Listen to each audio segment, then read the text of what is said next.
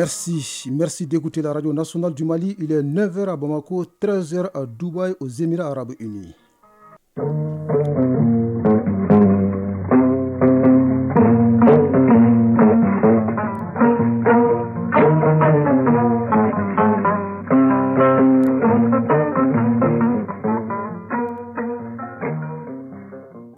Le journal Bourama Traoré.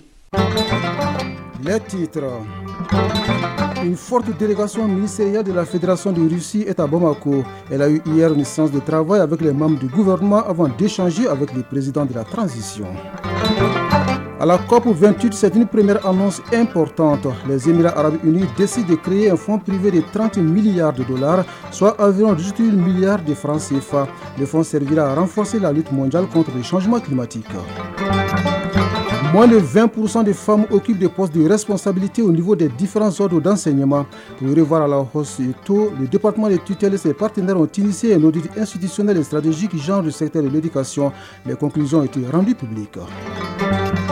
Comment bénéficier du régime d'assistance médicale et quelles sont les procédures d'enrôlement? Les réponses dans le Focus Santé de ce dimanche à suivre en fin d'édition avec Koumba Sissi. Sport football, le stade malien de Bamako reçoit ce dimanche la renaissance sportive de Berkane du Maroc.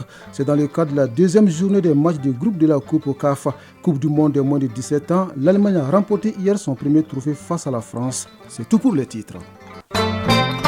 Mesdames et messieurs, bonjour et bienvenue dans cette première édition de Mali Actualité. D'abord, une délégation ministérielle de haut niveau de la Fédération de Russie est depuis hier à Bamako.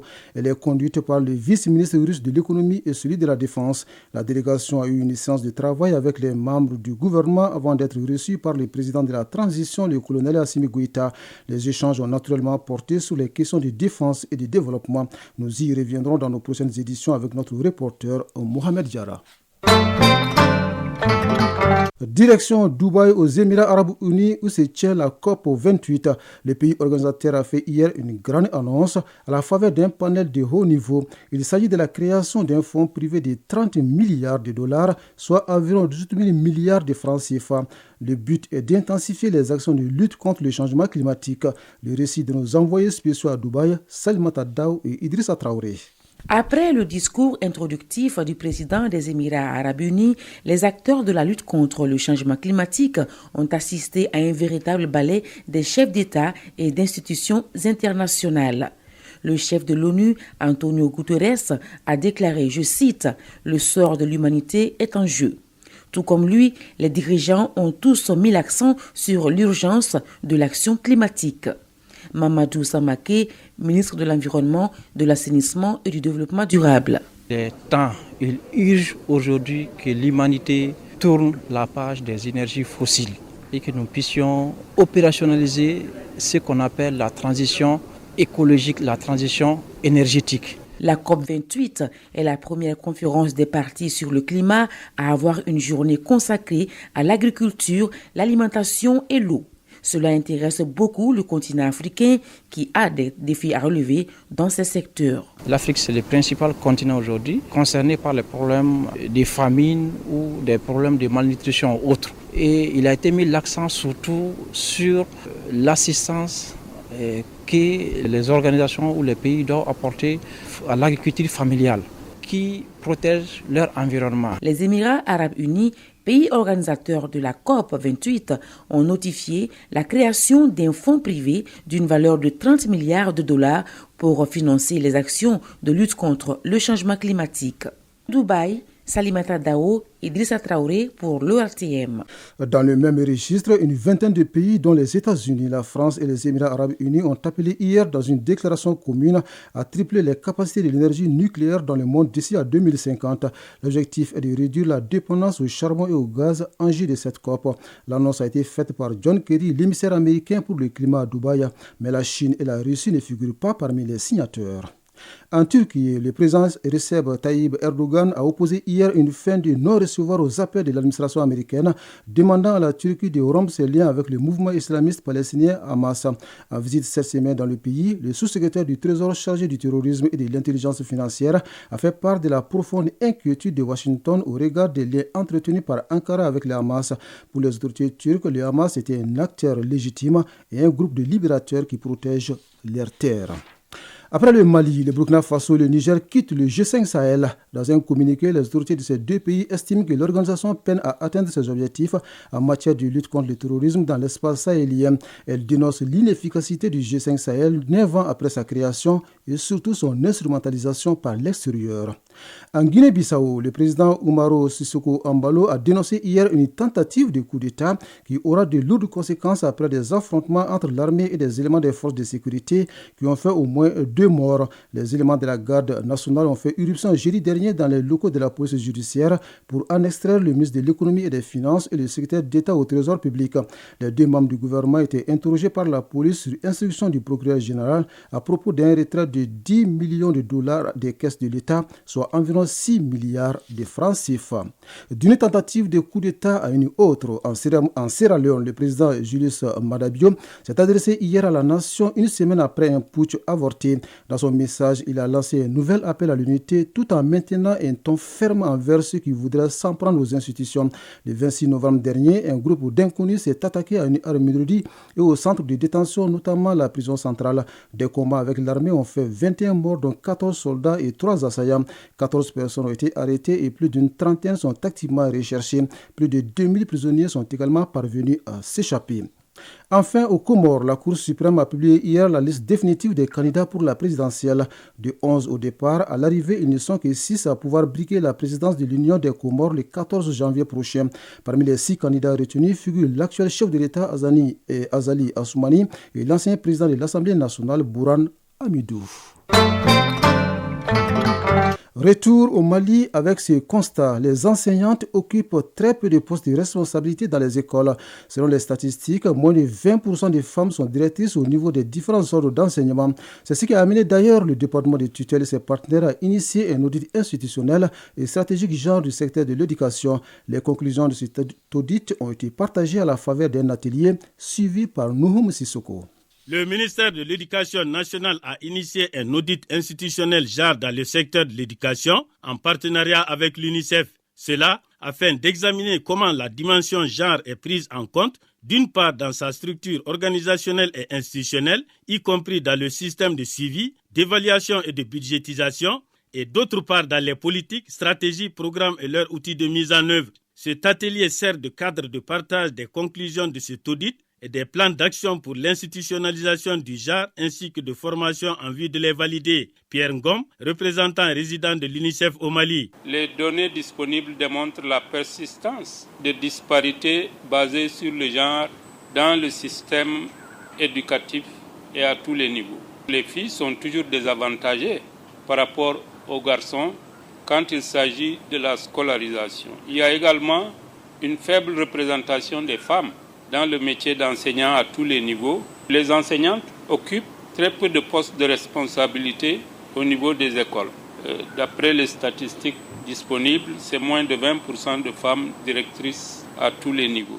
Les participants ont planché sur le rapport du diagnostic genre organisationnel et stratégique, le plan de formation et le plan d'action pour l'institutionnalisation du genre au sein du ministère de l'Éducation nationale. Maïgandei Bachosen, conseiller technique chargé du genre au ministère de l'Éducation nationale. Le comité espère que les résultats et les recommandations consignées dans les documents seront mises en œuvre, suivies et évaluées pour réduire toutes les barrières de genre, filles-garçons, riches, pauvres, zones rurales, zones urbaines, pour ne citer que cela. Cet atelier a regroupé une 50aine de participants composés de cadres de départements ministériels, de partenaires techniques et financiers et de représentants d'ONG.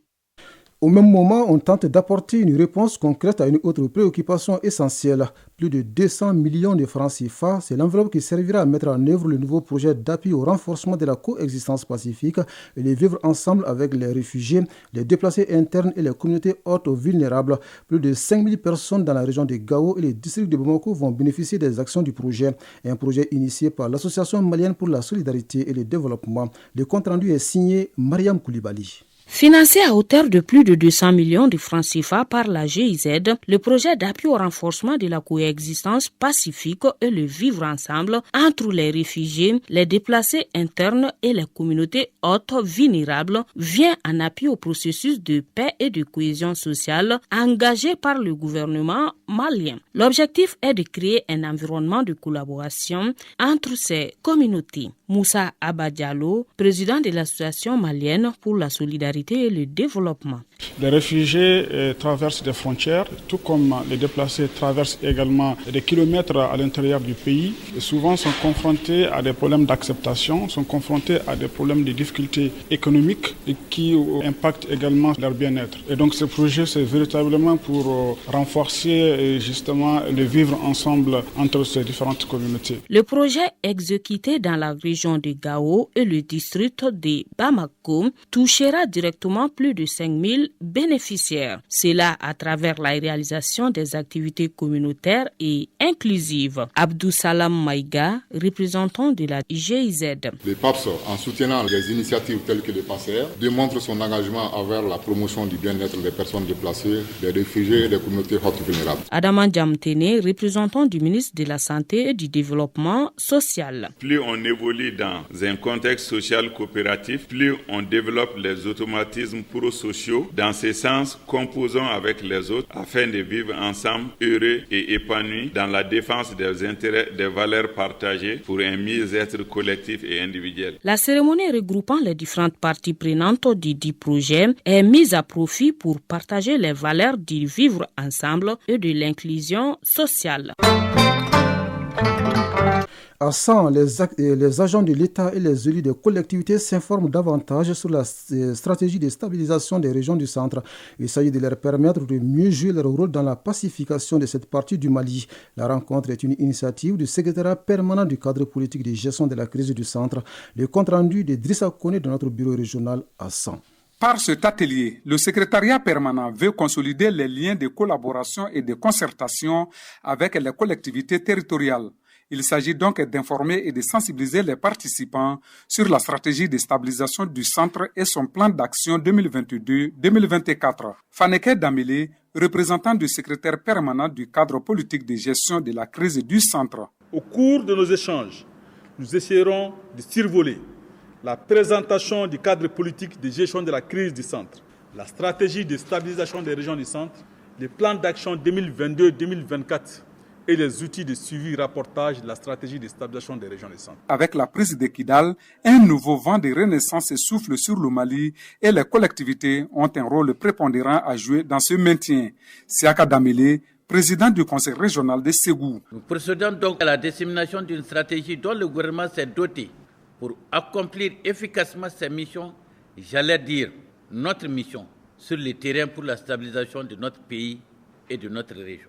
C'est l'occasion pour nous tous de réitérer l'importance de cette structure qu'est le secrétariat permanent du cadre politique de gestion de la crise au centre, en particulier à travers ses équipes régionales, de s'engager de manière dynamique dans l'œuvre d'apaisement des tensions communautaires et de stabilisation des régions du centre. En marge des travaux, un lot du document de la stratégie de stabilisation des régions du centre a été remis aux collectivités territoriales. Sans Drissa Koné et Seydou Kamena pour le RTM.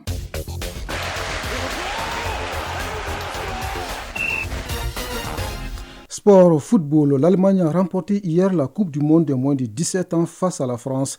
Le Mali rentre avec la médaille de bronze et 2 distinctions individuelles. Toujours en football, le Stade malien de Bamako reçoit ce dimanche la renaissance sportive de Berkane du Maroc. C'est dans le cadre de la deuxième journée des matchs du groupe de la Coupe CAF. La synthèse de l'actualité sportive porte la signature de Famour Djourté.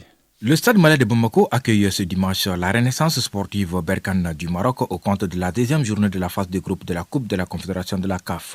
Les deux clubs ont gagné lors de la première journée. Les Blancs de Bamako sont allés s'imposer au Congo-Brazzaville devant les Diables Noirs par 3-1.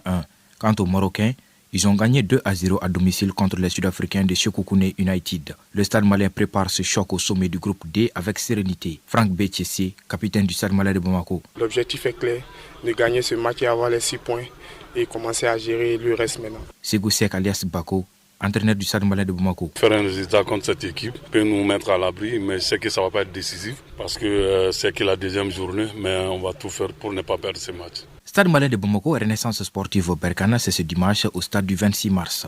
Championnat national de Ligue 1. En clôture de la 6e journée, 3 rencontres étaient au programme ce samedi. Les 11 créateurs de Niarela ont surpris les Rouges du Djoluba AC par 1-0. Afrique Football Elite est venu à bout de l'AS Police 1-0 également. C'est toujours ce score étriqué d'1-0 qui a sanctionné la rencontre USFAS Binga FC en faveur des Rouges de Binga. En ouverture vendredi, l'AS Real s'est imposé par 4-1 devant l'AS Black Star.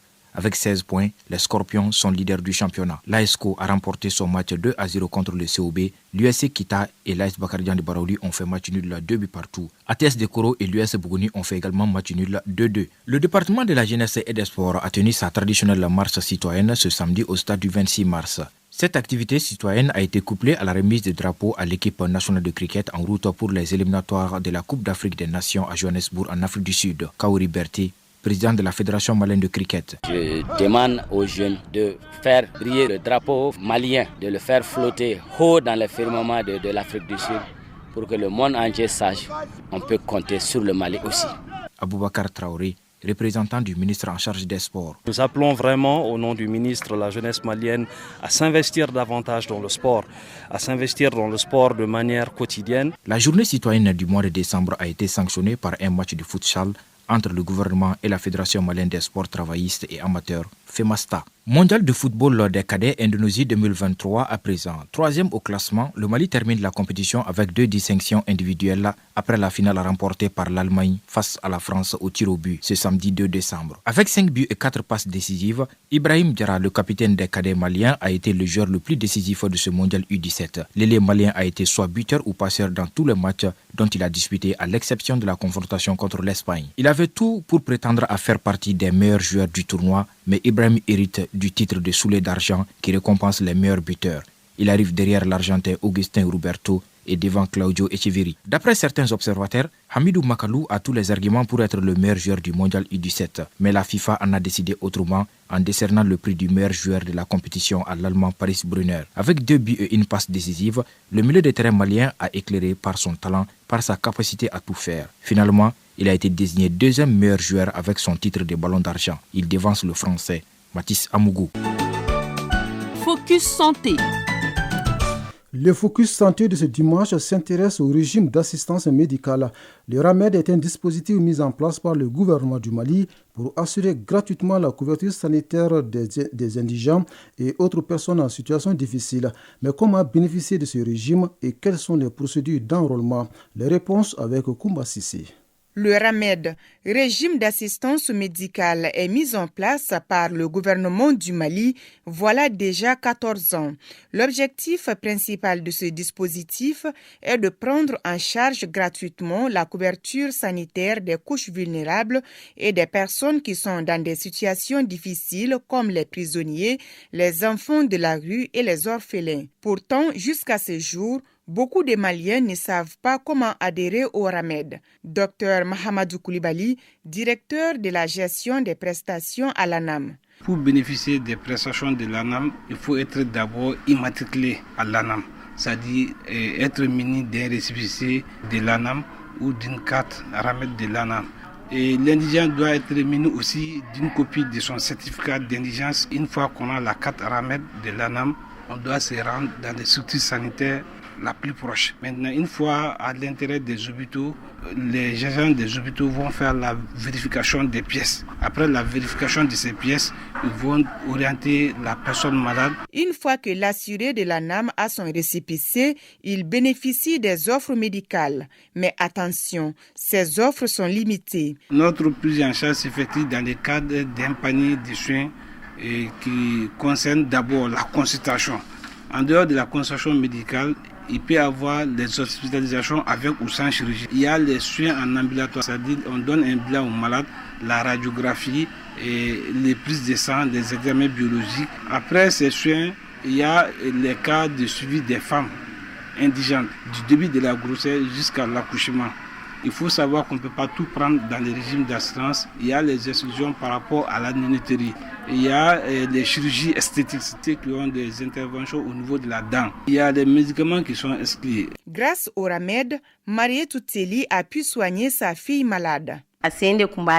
Ma fille est tombée à l'école et s'est blessée au pied. Je l'ai amenée chez les guérisseurs traditionnels. Je n'avais aucun moyen financier de la traiter.